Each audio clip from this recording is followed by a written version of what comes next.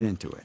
Many talented people don't achieve as much success as they could, unfortunately, because they sit back on their talent and never learn to work hard. That's what happened to Michael Jordan when he first started playing basketball. He had the talent, but he wasn't putting in the work, and the coach actually cut him from the high school basketball team. Boy, that was a wake-up call. He says, I was very disappointed. I started working on my game the day after I was cut. And he soon became the hardest working player in basketball, who made fun of the other players who weren't working hard. And that hard work is what made him the greatest basketball player of all time. So I'd say the real gift isn't talent, it's the ability to work hard.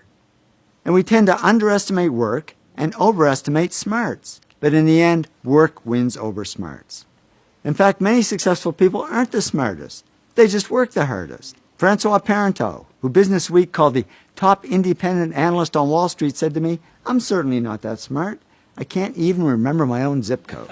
But he also says, work is a big part of my life. I think about investments pretty much 24 hours a day, 7 days a week.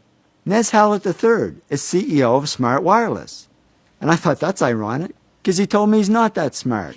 He says, I graduated from high school with a C average and college with a C- average. But now the smart PhDs are reporting to him.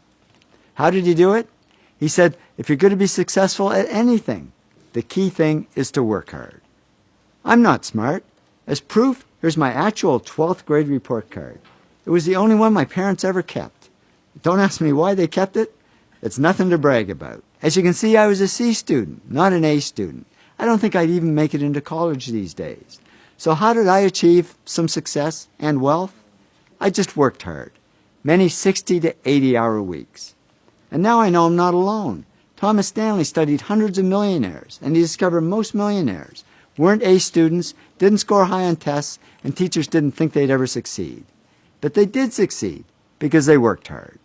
So the good news is, if you're not the smartest, if you're a C student, not an A student, the really good news is you can still succeed.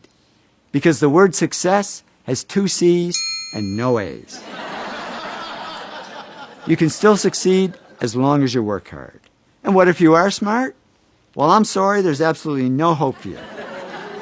Because many smart people don't achieve as much success as they could, unfortunately, because they rest on their smarts and never learn to work hard. Yong Kim, president of Lucent Technology, says people who are the smartest sometimes don't realize their full potential because things get too easy, so they don't push themselves hard. After a talk I gave at one of the world's top 10 business schools, a man came up to me and said, you know, when I got my MBA here a few years ago, I was one of the smartest people in the class. I thought I had it made. So after I graduated, I sat back and I didn't work hard and I went downhill. And now at this point in my life, I've gone nowhere. I haven't achieved any success at all. He said, thanks for the wake-up call. Now I know what I need to do. I need to work. So the bottom line is, whether you're smart or not, whether you're talented or not, just keep working.